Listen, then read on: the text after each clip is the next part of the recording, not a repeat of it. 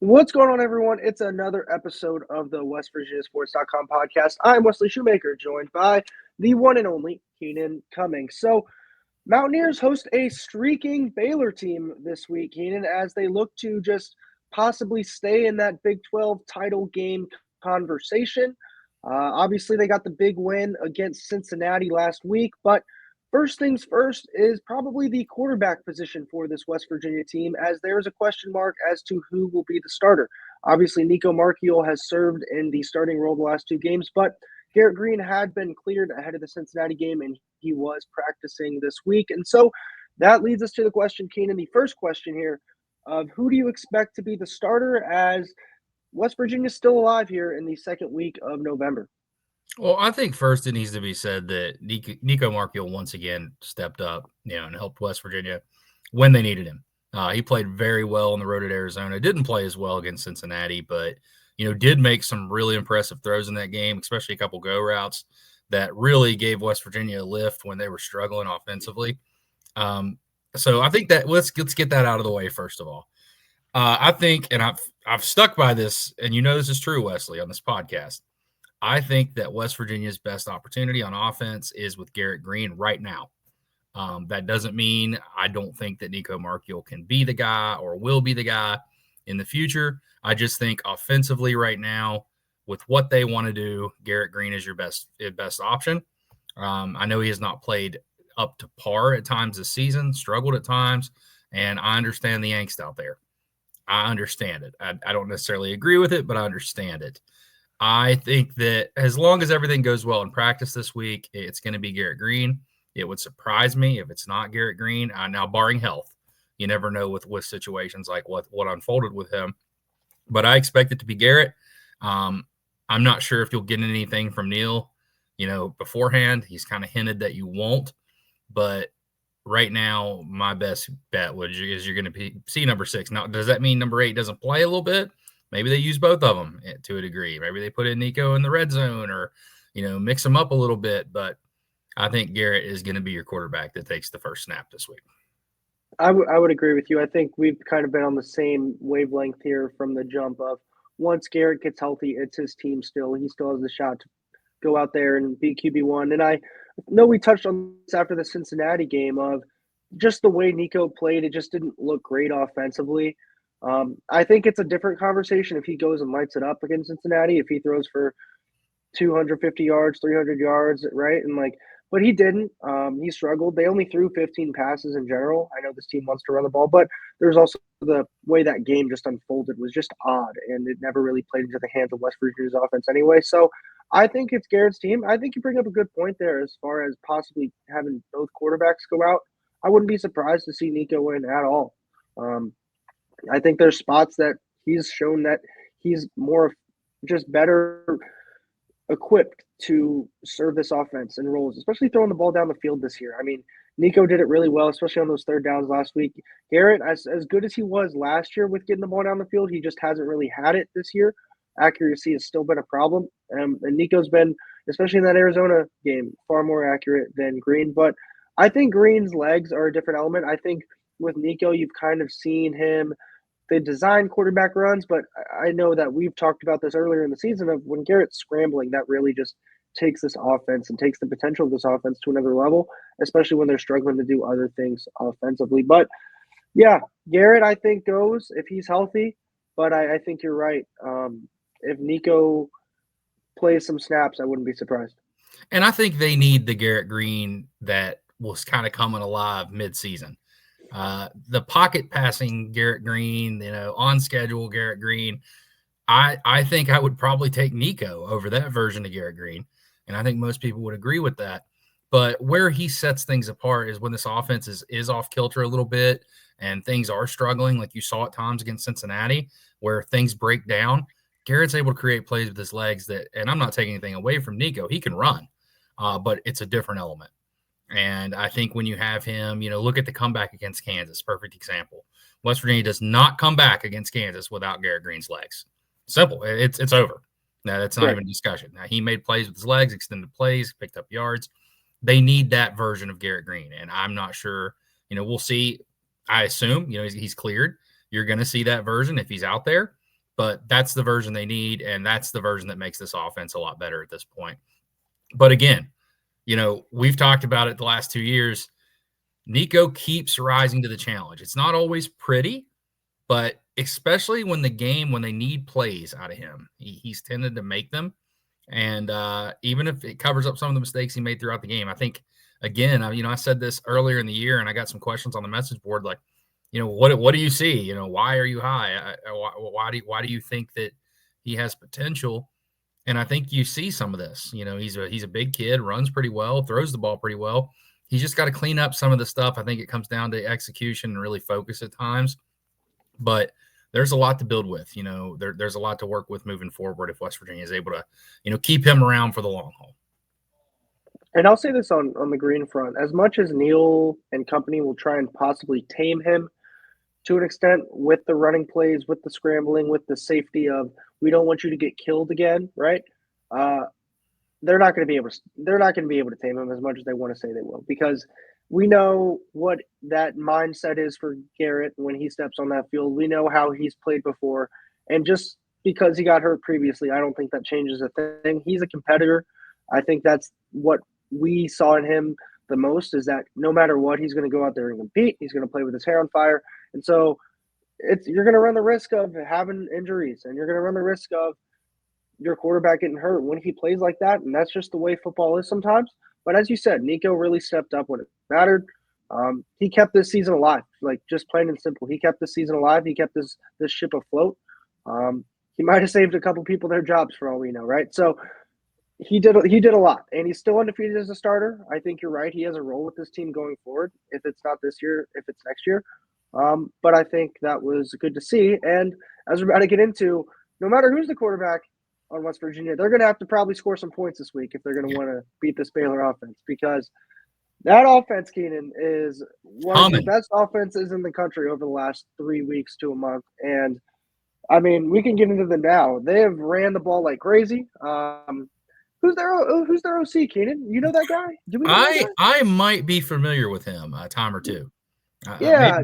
I think maybe on 2 different occasions I might be familiar. Yeah, I think you might be right. Jake Spavital, offensive coordinator at Baylor. I'm sure everyone. Great guy, by the way. I'm glad Jake's having success. Great guy. Yeah, and he will be on the opposing sideline, leading a Baylor offense that is not with the quarterback that started the year. They're not with Toledo transfer Daquan Finn, who, by many accounts, was one of the best quarterbacks in the portal this offseason, and he landed in Waco at Baylor. He gets hurt early on in the year, and in comes Sawyer Robertson, who has been really, really good for this team. I believe 17 touchdowns, 4 picks. He's running around for 250 yards and 4 scores as well. And then the running backs. This running game has played really well over their 3-game win streak. They've beaten TCU, Oklahoma State, and Texas Tech over their last 3 games. Obviously, Baylor's coming in off a bye, though, so they'll be a little well-rested, but West Virginia and opponents coming off a bye week are about to be a common thing over the next couple of weeks. But Bryson Washington's their main back, 96 carries, 576 yards, 7 touchdowns, 15 carries, 143 yards. Josh Cameron's their wide receiver 1 on the outside, 29 catches, 424 yards, 7 touchdowns. Keenan, they've got 6 pass catchers with at least 2 touchdowns and 7 with at least 140 yards. So that stands out. As far as scoring, they rank 3rd in the Big 12 in points per game scored. And one thing I did notice in their wins this year, Keenan, they are scoring 42 points per game, and their loss is 23 points per game. So that's a big, big difference there. That's like a 3-score difference almost. So that's something to keep an eye on, of where this Jeff Coons defense. The Coons curtain. The Coons curtain. Look at you, man. Third down percentage on offense, they rank 11th in the country, and punters 11th in the country. 11th in the conference, which is not great. But punters beware. West Virginia has attempted 27 4th down attempts this year. Baylor right behind them at 26 4th down attempts this year. So both teams are going to want to go on offense. So Keenan, just stopping this rushing attack, who's had 255, 343, and 257 in their 3-game win streak on the ground. Like, what do you think West Virginia has to do here if they're going to want to at least keep up defensively? Well, again, I think this is kind of one of these matchups, and we've had this before, that kind of plays into West Virginia's favor. The difference here is this team can throw the ball and can throw it effectively. They use a lot of different players, as you mentioned. Sawyer Robinson has played great. He has been really, really good for them. And I think that, we've seen him at times in the past and, it's been mixed, but I think that he's kind of elevated his game and it's really helped this offense go. For West Virginia, you got to stop the run. They're going to want to run. You got to stop it. And then when you do force them into passing situations, you got to be able to continue to get there and play good defense. I think, we were critical heading into last week about the defense, rightfully so. Neil Brown said it, Jeff Kuhn said it, everybody associated with the program said it. But for the most part, there was the one bust on the wheel route, the delayed wheel route they had with prior Cincinnati. But other than that, they probably could have tackled him about 30 to 40 that's yards a whole down the different field. story. But they did a really good job for the most part of just being in the right spots. And what did we say last week? If you're in the right spots, you have a chance to make a play. Make play. And we can point to all the zaniness that Sorsby did, with the fumble and the interception, and pointed at him. But you got to be in position to make those plays, and they weren't in position to make those plays a lot of the year. Do I think that this is some mega turning point for the defense that they've suddenly figured it out? No, I don't. But people keep pointing to the stats. People referenced on social media or on the board a few times. Well, Cincinnati had 500 yards. Well, they also had the ball the entire game. 2 defensive touchdowns will do that. They had double the plays almost. You're going to give up yards, especially at the end where West Virginia. And they had 2 end of half possessions there. One at the end of the second half, one at the end of the first half. And not only West Virginia's holding their hand here, throw the ball across the middle for 12 yards. You can have that. We're going to take the time. So, yes, they gave up yards, but I think overall it was a much better defensive effort. And no, I'm not just saying that because they scored two defensive touchdowns. That helps, obviously. You're not going to do that every game, but they were, for the most part, in the right position. They made Cincinnati earn it. One play that really stuck out to me, it was in the third quarter.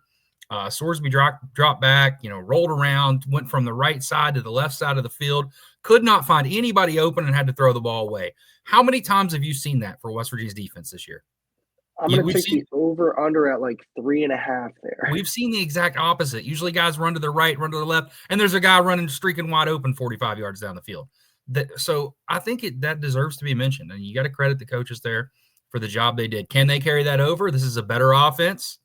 I was surprised. I had followed Baylor earlier in the year when they were struggling, had kind of lost them a little bit, as West Virginia's been deep in their season, and they didn't look very good. They're not. Offensively and defensively, they don't have a lot of glaring weaknesses when you look at their total numbers. But for West Virginia, stop the run. Don't give up splash plays. You can't give up an 80, 60, whatever yard touchdown easily. And do a better job. The one area that they've continued to have to get better at is those drops in the middle of the field with their safeties, with their linebackers, those easy access throws that people keep going to against them on third downs. Cincinnati had some success with that, especially early in the game. It was like 3rd and 8, 3rd and 9, and they were getting easy throws right in front of the quarterback's face. That's one thing they got to continue to work on. But I was encouraged, Wes, and I think that this is going to be a bigger challenge. But you have this game at home, which obviously has not been a good thing for West Virginia this year. But traditionally against Baylor, it's been a great thing. Right? I was going to say it. You said it, but I was going to say it too. And I do think those things matter a little bit. It gets in your head. And I know for a fact in the past, it's messed with Baylor a little bit. Some of their decision-making, some other thing, I've had writers from them tell me that, they really want to come into Morgantown and get a win. They can't figure out why they can't. So we'll see if that continues to carry over, but I'm encouraged with what I've seen. And now it's time to see if they can really carry that over, because this is a different animal and Jake's got them cooking on offense. I agree with you. And I will say, I know earlier in the season when we were talking about the West Virginia offense, we were saying, how can they have that steady improvement? How can we see them start to put things together? And while I know people might say, oh, it's November 16th before this game, they should have it figured out by now. With the way things kind of just flip-flopped and they have the new DC and all that, I think if you can see some steady improvement from that Cincinnati game and build on that, I think that is a really good sign. And I know it feels like they're going back to square one with just saying, get lined up, get in position. But as we said time and time again, if they're not there, then nothing will happen after that. So they have to start there. That's the foundation of this whole defense, of just defense in general, is of being in the position to make a play. And so that's what I'm trying to see is, will there be steady improvements from where they were last week to where they are this week? And avoiding the big play. It's harmed them time and time again. I think I looked this up. I think that was 3 out of their last 4 games. They've given up a 60-yard or longer touchdown.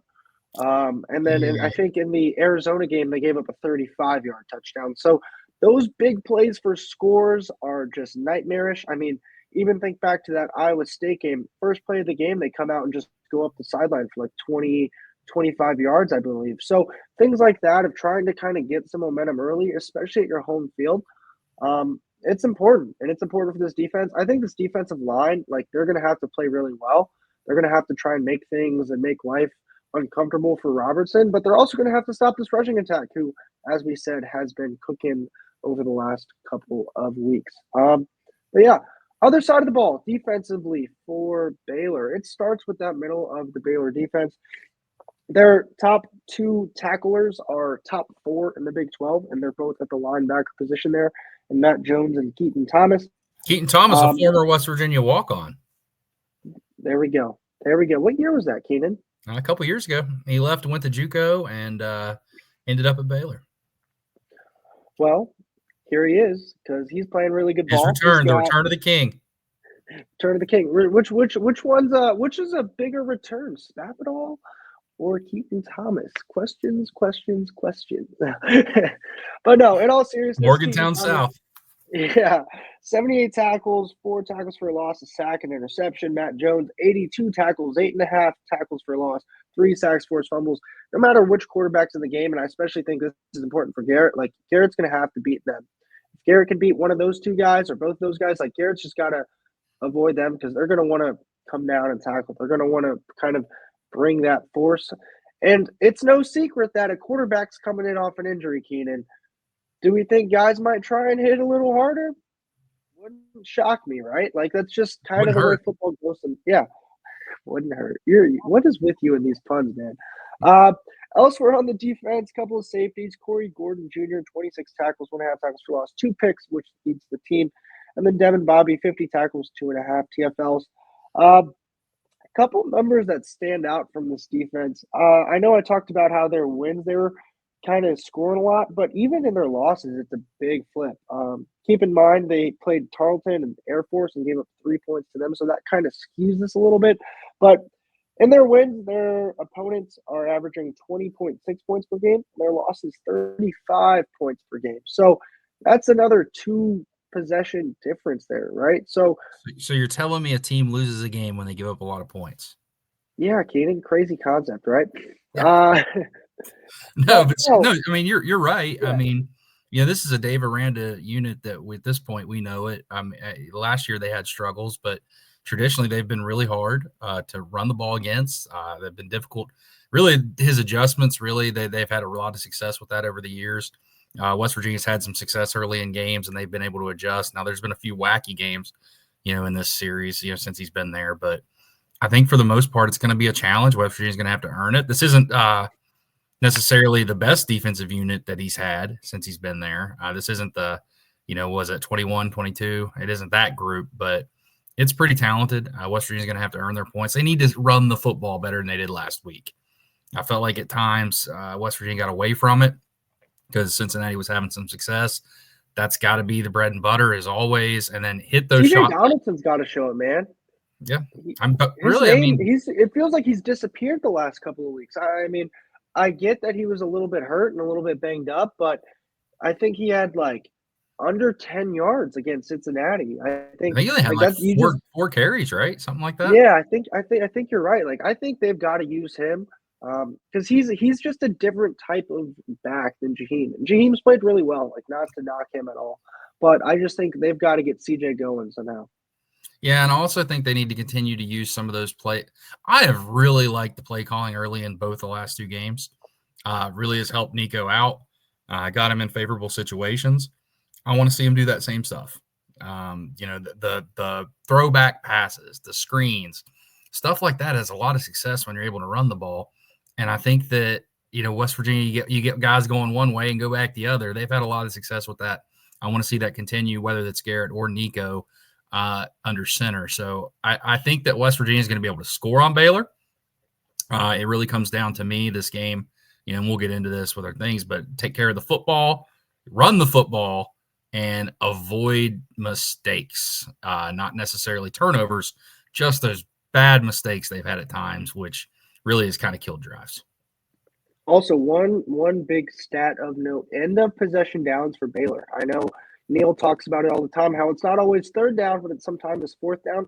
Baylor's defense is second in the Big 12 in third down percentage. Opponents are converting only 34% of their third downs. However, Keenan, they are last in the Big 12 in fourth down percentage.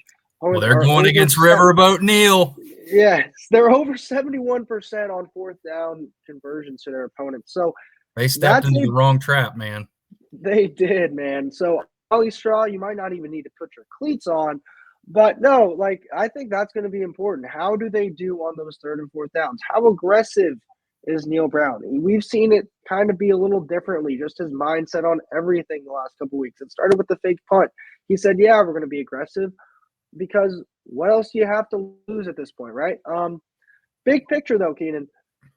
Mountaineer fans should be scoreboard watching a little bit this weekend. This team is still somehow alive and well in the Big 12 title race. If all they got to do is keep winning, they've just got to get a little bit of help. Utah plays Colorado. After maybe they'll get in that Colorado team will face an inspired Utah squad after what went down against BYU last week. It was holding. It was. I fully agree. But more importantly, Arizona State and Kansas State, two teams ahead of West Virginia in the Big 12 standings. Somebody's got to lose. What? They play each other, right? And Iowa State still plays Kansas State too. Yep. And then Kansas, who has played just came out and looked like the Kansas team we thought they would look like last week. They've still got a couple of big-time opponents on their schedule. So this thing is far from decided. I know we kind of touched on it after that game last week against Cincinnati, but I think it's important to remember that if this West Virginia team keeps winning, the other scores in the Big 12 start to matter a little bit. So you're saying we're scoreboard watching now? I mean, when this game doesn't start till 4 and you got Colorado, Utah at noon, I think you're scoreboard watching no matter what, Keenan, right? Okay, I'm with you. I think that even, we discussed this a little bit before, even if West Virginia falls out of this race, finishing strong is what matters here. And I know some people out there are frustrated and kind of have already swept this season under the rug. But guess what? Football's still going on. You can watch it, run from it, hide it, whatever Thanos says. It's all the same. Or they're going to play the games. And I think that West Virginia, they once again have started on the pathway to finish strong. Now, can they continue that? Will this? Can they win at home? This seems like the hardest thing to do all of a sudden is win the home game. You get 2 home games in a row here against teams that, yes, Baylor's playing good football, but teams that are on your level, if not below your level. And then you got to go to Texas Tech, which who knows what you're going to get out of Texas Tech. You can't figure them out from game to game. So and Lubbock is never fun. We both agreed. Although now I'm pivoting on this, which is strange because I picked West Virginia to lose last week, but as many of you know, I think that good one. I think that I thought that Cincinnati game was the most difficult game on the schedule, and now I'm tilting a little bit. And that might be this one, but it might be this one. It might be Texas Tech. But who knows? Like we cover this team obviously day to day, boots on the ground, everything, and I can't figure this team out. We're 9 games into this, and I don't know what team you're going to get. I really don't. I don't. And sometimes you don't know from quarter to quarter, and I know that's the story of Neil Brown. We discussed this in the preseason. You wanted to find consistency. Well, here we are, old familiars, right back in the saddle again. We don't know what to expect, but there's a real pathway here, if not to go to Dallas, at least for West Virginia to finish the season a hell of a lot better than anyone thought when they were 4-5. Yeah, Keenan, if I had told you prior to the start of last season that Neil Brown could put together, like if they go 3-1 and get a bowl game win or something, right? Like somehow, some way they go 3-1, whether it's whatever, then they get to 8 total. If he would have back-to-back seasons of 8 or more wins, what would you have said prior to that? The Not climb, knowing. the Go climb ahead. has been trusted. What if they Yeah, get man. 9? What if they get 9 Yeah, again? It's. yeah. I mean, I'm Like, not getting ahead of myself. This team, we've joked about it, is a coin flip right now. I think in a lot yeah. of ways. They've won 2 very close games in a row. They could have easily lost, but they won, and that's what matters. And I think with 3 games left, if this team gets to, let's just say hypothetically, this team wins all 3 of their remaining games, wins another bowl game. I understand that the ride wasn't as smooth as you'd want, but it's really hard to complain about a 9-win season. And a lot of those people, well, It's they didn't really, beat really hard anybody. to They complain didn't about beat back-to-back. anybody, blah, Yeah. blah, blah. These are the same people that are hyping up Cignetti over at Indiana, and they haven't beat anybody either. It doesn't matter. Just beat who's on your schedule. And that's really where we're at. Can West Virginia do that? That's a question. I'm not getting ahead of myself. In no way am I saying that West Virginia is going to win 9 games. But if they do it, yeah, I think you need to take the pokers back a little bit, put the signs down and at least enjoy the ride. Because if you're not enjoying winning at this point, I don't care how frustrated you are, what's the point? What's the point of this whole thing if you can't enjoy a win because you're just frustrated? Yeah, and I also think it's important, if they go 3-1, that means they would have won 5 of 6, right? Like, Yeah.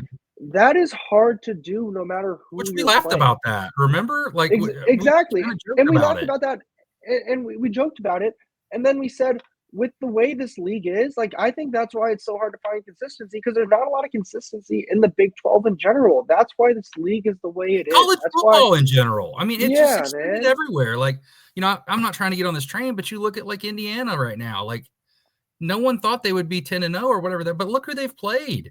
It's like there's a big separation right now between the top of college football and everybody else. And everybody else is just kind of, you put them in shake them up and pull a name out. Yeah. Now we're going to find out obviously about some of these teams that, have played lesser teams. They're going to play tougher teams in the future. West Virginia has not fared well against good teams this year.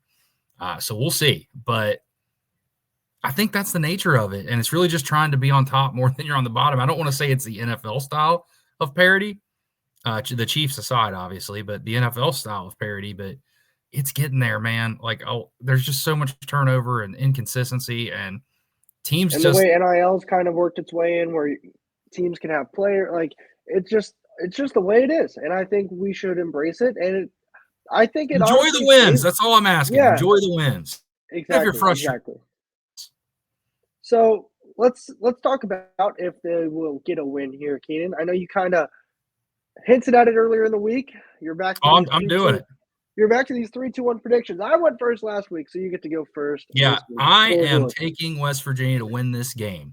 And I know that's going to make some people out there very happy. Maybe not. Maybe they might be upset. But I'm going to take West Virginia to win this game. I think that I like the momentum that the program is building right now. You could start to see some of that belief we talked about, on the field last week. There was some real confidence on defense, which whether it was manufactured by poor mistakes by Cincinnati, whether it was just a change of defensive coordinator, whatever, they were in better position. They played well, and I'm going to give them all the credit they deserve because I said these same things last week. If we saw that, I would do that, and I will. I've picked West Virginia quite a bit this year. I know it caused a stir, after the game, but I'm usually picking them in these type of situations. I think at home they're going to take care of business. They're undefeated against Baylor at home. I think that matters. How much does that matter? Probably not. But until you do it, let's see it. I think it's going to be a close game, but I think West Virginia is probably going to win this game. 35-31 is my pick. Man, the score I had in my head was very similar, so I'll change it up Great a little minds. bit. No, go with it. Okay, fine. I'll go with it. I agree with you. I think Garrett returns, and I think Garrett has a really good day. I just think that time Galloping Garrett Green. Time off can always be an issue, but I think time off for him might actually have been a good thing. Kind of just reset, see everything from a different point of view, take a couple games off, know that this team can do it without him. Maybe that burden of, I have to carry this team because they're not playing great, or, everyone around me isn't making plays, I have to do it all myself. maybe he realizes he doesn't have to do it all himself, because there seemed to be a little bit of a hero ball aspect with him at times this year. But yeah, West Virginia 6-0 against Baylor and Morgantown, Keenan. Make it 7-0. I think West Virginia's offense does it. I'm going to say 34-30. We're Look at really dang close there. look at us. Who would have thought? Look at us. Who would have thought? Picking West Virginia in this game. I do believe that, though. I think that this is going to be a close game. I think West Virginia's going to have to make themselves some breaks. I don't believe in breaks just happening typically, unless you're Brandon Sorsby throwing the ball to Anthony Wilson. But other than that, they usually don't just happen. You're just beating him up, man.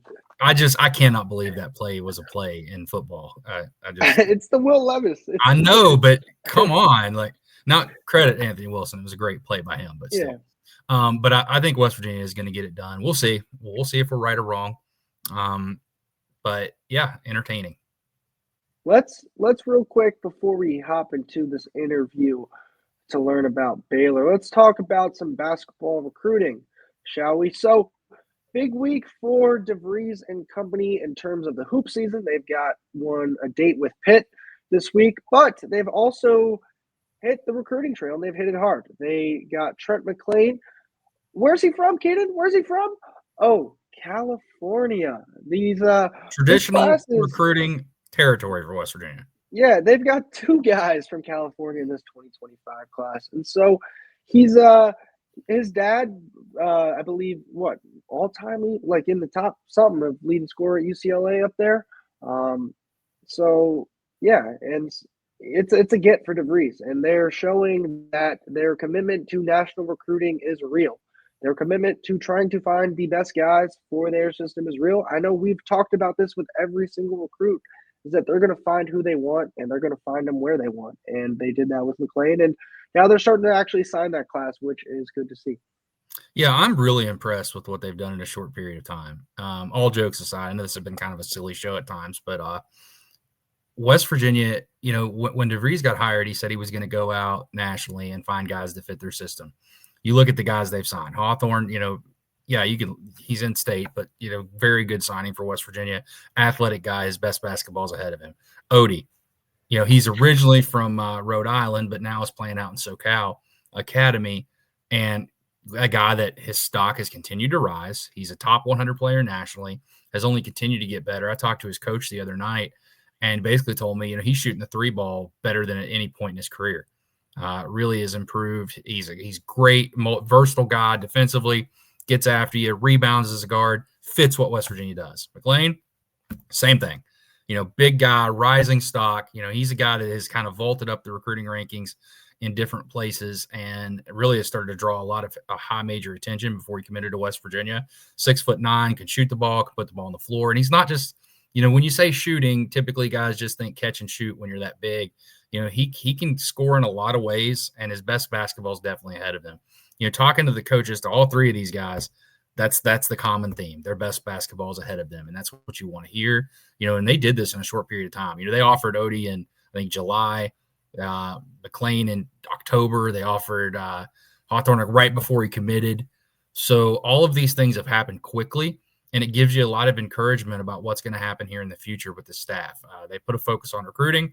They're getting recruiting done, and they're doing it at a wide scale, going places that West Virginia typically hasn't gone and having success. Usually, under Bob Huggins, and he had a lot of success here. No way am I saying that his formula didn't work, but typically, you recruited Ohio some, maybe every now and then you recruit another state, but this is clearly really just spreading the map out, trying to get and using some of that experience the assistants have, Chester Frazier in the DMV, Ostrom all over the country. He's the guy, he's the point guy out there in California at SoCal. So a lot of these guys that have experience and have done some really nice things, and they're utilizing it and bringing in a pretty impressive class. West Virginia still has 4 spots left to fill, and that's if there's no more attrition, which you never know in today's world. We might enter the transfer portal by that time, Wes, who knows?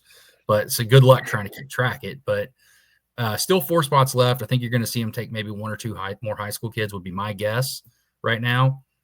Curtis, the big 7-footer from Iceland, he's a guy that has visited as well. I'd keep an eye on him to see how things develop there.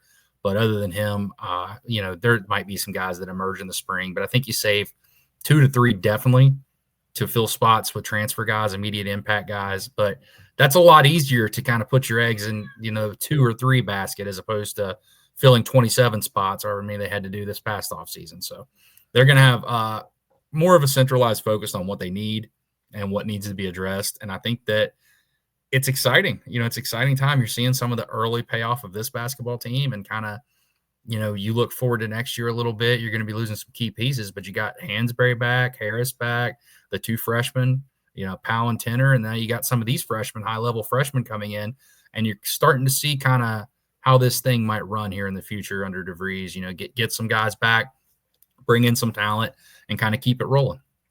Yeah, I think 2 things that stand out to me is just think back to what DeVries always said. He's saying, we're not going to go reach for the best guy talent-wise if he does not fit who we want to be as a team. And I think that's the important piece, is that they're building an identity, and they're building it the way they want to build it, and it's a long-term view. And I think that's really critical, especially with the new staff, especially with the staff that wants to have a long-term plan of success, and especially with that at a place like West Virginia that has to compete with some of the best teams in the country on a nightly basis in the Big 12. You can't just have these 1 year, let's go fill out the transfer portal. And in fairness, they don't know how the transfer portal and such might change going forward, just with all the craziness that is the college athletics landscape. And in addition, what's the common theme we continue to see? Length and athleticism, length and athleticism, length and athleticism. And skill. Yes. And when you see the best teams in the country, you're like, dang, they got length, athleticism, and they're skill. athletic. Right, exactly. That's the big 3, I feel. And you're seeing that with these guys that they're recruiting. It seems to be that they're profiling these guys, and yeah, just continuing to build and build and build. And I think that is the most important thing. Yeah, and the last thing I'll say here is you look at all 3 of these guys, really good fits. All 3 of them are really good fits for what you're seeing out of DeVries' team right now and what you want to see in the future. You could see a guy like McLean, as he adds more weight, he's going to be a problem in the Big 12 with his ability to shoot the ball. He's only going to get better. He's going to be able to straight line drive people. You look at a guy like Odie, defensively, great guy, can rebound the ball well on both ends of the floor, and really continues to improve his offensive game. Hawthorne's going to need to fill out as well, but a really good player that I think that West Virginia has a chance to really do something with. They've had a lot of success in the past with developing those guys that they come in kind of unheralded, but they're long, they're athletic, you add weight on them, and then they become a problem. So I think – I don't think adding weight is ever too much of a task for a college basketball program. No. I think out of all things considered, if that is the thing that needs to happen, I think that'll happen. If only I could have that same problem, I would be doing better, but unfortunately, no. All right, well, on that note, we are going to kick it to an interview to learn all about the Baylor Bears. If you made it this far, keep on listening, and here we go. It is our pleasure to be joined by Grayson Grundhoefer of Sikkim 365 to learn about the Baylor Bears. So, Grayson, we appreciate you taking the time to join us. And first things first, 3 wins in a row for Baylor. Obviously, they had the bye week this past week, but it seems like their offense has kind of started to really figure it out on another level. What's been working over this 3-game win streak for the Bears?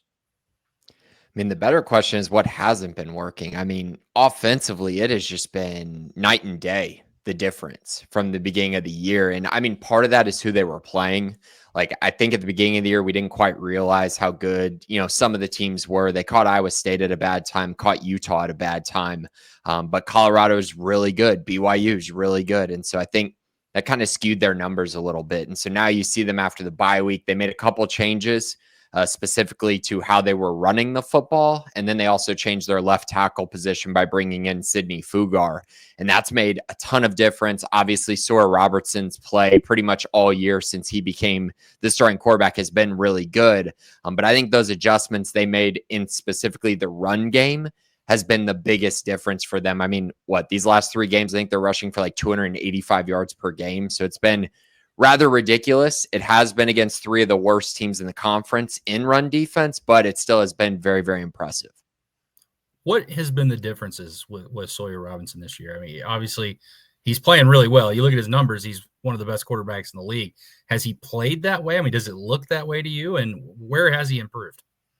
It really does. And I think it's more when you look at last year, I think people kind of look into what he did last year. And he actually played really well against West Virginia in the last game of the year. But I think the bigger thing was he was in that wide zone scheme.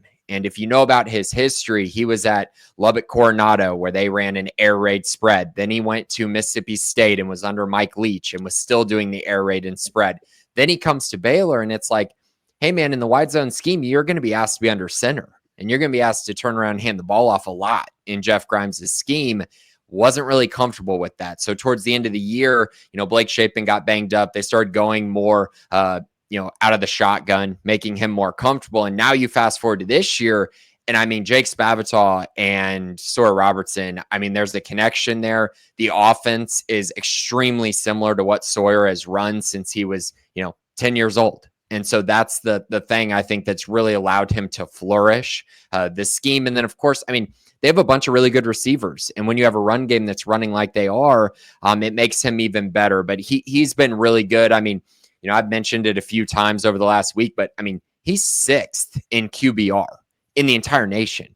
And that's like, I mean, we can go back and forth on how much that stat means, but when the 5 guys ahead of you are Jalen Milroe, Curtis Rourke, Cam Ward, you're in pretty good company. So he's been very, very good. You mentioned Jake Spavital. That's a name West Virginia fans are obviously very familiar with from his days here in Morgantown. What's it been like in his first year there and kind of his evolution? I know it seemed like just looking at numbers, recently Baylor's ran the ball really well, especially compared to how they were doing it earlier in the year. Has the run game been more of a focus recently under him, or has it just been able to be more effective in general? Yeah, I think so. To answer your first part of the question, Spavital has been something that Baylor fans have been asking for the last 2 years. You go back to when Jeff Grimes got there, and 2021 was a special year because their offensive line was just so good. I mean, they were just running people over. But then you go to the next year, and it's like when those things aren't quite working to the level you want them to, the offense really suffers. And then 2023, it completely bottomed out. And so Baylor fans really wanted to go back to that spread air raid offense that, of course, Art Briles ran when he was at Baylor, something more similar to that. And I think that's what you're seeing with Jake Spavital. And I think, for me, I had major concerns as far as, I've seen his track record. He's done some amazing things, and I thought he was going to do really well this year. But my concerns were he runs a lot of screens. I didn't know how efficient the run game would be if the offensive line wasn't very good. And then how good would these receivers be? And so far, I mean, he's made it work really well with kind of all of those different areas. They have a very veteran-heavy group at receiver. They have a fairly veteran group on the offensive line, and then a quarterback that's been in college for 4 years. And so I think it's just really come together very nicely. And I think Baylor fans are excited about it. And I think, personally, I think this is just the beginning. I got to talk to Spavital a couple of weeks ago, and he said, year 2 is really when I'm able to get things rolling with an offense. And I mean, we're only halfway through his first year, and it's looking pretty good to me. Obviously, we've talked about the run game. West Virginia at times has struggled against the pass. How is Baylor equipped to throw the football? Who are they trying to go to? And, it looks just by the numbers that they use a lot of different guys. They do. And that makes it really tricky, right? Because, you can't just have a really good cornerback and then say, okay, you just need to shut down, one receiver. It doesn't work like that. I mean, they got 5 guys who are have multiple touchdowns this year. They got 4 guys who have led this team in receiving at some point in a game this year. So it's been very spread out, which makes it very difficult. Now, I think it's interesting because this matchup is a little different than the last 3 that they've had because they've decided, we're going to run the football because the strength of our team is running the ball up front and the weakness of the opposing team is stopping the run. Going into this matchup, it's a little different. West Virginia, for the most part, has been good against the run. They've had a couple games where it's like, how good are they really? But for the most part, I would say they've been solid against it. And your area of attacking them is throwing the football. So it does change a little bit. I think that will probably help Sawyer Robertson be even more efficient throwing the football. But I will say, if West Virginia can hold Baylor to, 120 yards rushing, which I think is a pretty tough ask, or maybe under 150. I think they can have a little bit of success, especially because it's in Morgantown, and maybe you can rattle Sawyer Robertson and rattle this team a little bit. If you can stop the run, potentially force some turnovers, and then if you're scoring in return, I think that's the recipe for success for West Virginia in this game. I know Keenan and I mentioned the 6-0 mark for West Virginia against Baylor in Morgantown. Is that a talking point this week? Is that a hot topic down there in Waco, or is it just kind of let's just go up there and not worry about past history? So guys, the past few weeks have been just Baylor trying to check off a list. And so against Oklahoma State, this is a crazy stat, but they hadn't won a home conference game since October of 2022 till they won that game against Oklahoma State. Because in 2023, they beat UCF and Cincinnati on the road. So they didn't win a single conference game at home. So you check off that one off the list, winning in front of your home fans in a conference game. Then you go to TCU. TCU has owned Baylor over the last decade. I think Baylor was 1-8 in the last 9 against TCU. And they stopped that streak by beating TCU at home. Now you go into this one, it's that same storyline, right? Never won in Morgantown. Can you check off another thing off the list? And so it's definitely been a talking point. It's been one that it's an interesting one, right? Because I think there was one game that West Virginia just completely routed Baylor in West Virginia in 2018. I think a few of the other ones have been rather close. There was that overtime game, I think, a couple years ago. I think 2020 COVID year. Yeah. Yeah, 2020. And then the one that I remember most, the probably most hurtful one was 2022, when it's just like Baylor is moving the ball at will. Blake Shapen is having a career day. Looks like he's going to throw for like 400 yards. And then so he fumbles the ball right before halftime. West Virginia scores a touchdown. And then he gets hurt late, I think in the third quarter. And Kyron Drones, who's the quarterback at Virginia Tech now, had to come in that game, and West Virginia found a way to win it. But that one was definitely a stinging one. I think that was a blocked extra point there for West Virginia somewhere in there. If I'm not mistaken, I think, returned. I think they returned it too. It was a funky night, and it's one of those things. That's what happens when you go to Morgantown, and it's happened to a lot of teams. Now, this year's been kind of weird for y'all, though. You're 2-3 at home. It's been kind of a reverse, right? You've been better on the road this year. Yeah, that you can just start off the whole Baylor West Virginia thing with the first one, 2012. How wild that game was, back and forth, and the 2014, how crazy that game was. So a lot of crazy ones. But defensively, Dave Aranda, obviously that's kind of what he's known for. Is this your typical, Baylor Dave Aranda defense? And where are the strengths of this unit? Where are the weaknesses? So I wouldn't call it a typical Dave Aranda defense. I don't think it's where he would want it to be. Like, it's nowhere near what the 2021 defense was, which was really, really good. Yeah. One of the best defenses in the country. You look at this defense, and I'd say it probably is somewhere around average, just nationally. And I'd probably say in the Big 12, probably a little, I'd still say probably about average, right? They're good at some things, bad at other things. I think their strength is up front, particularly in their front seven. They have a couple really good pass rushers in Steve Linton and Garmin Randolph. They got good interior play with Jackie Marshall and Trevin Maye. You got Keaton Thomas, who's a former West Virginia guy, and Matt Jones at linebacker. And those guys are their strength. They've played really well this year. They've been really solid against the run, those units. But their issues have just been, I think it's a couple things. It's consistency by not allowing explosive plays, and that comes in the run game or the pass game. And then just their secondary in general, specifically safety. Safety is the area that I view as their biggest weakness on defense. And I think that's kind of bared out. They've had trouble over the middle of the field getting stops. They've had trouble giving up explosive plays to slot receivers.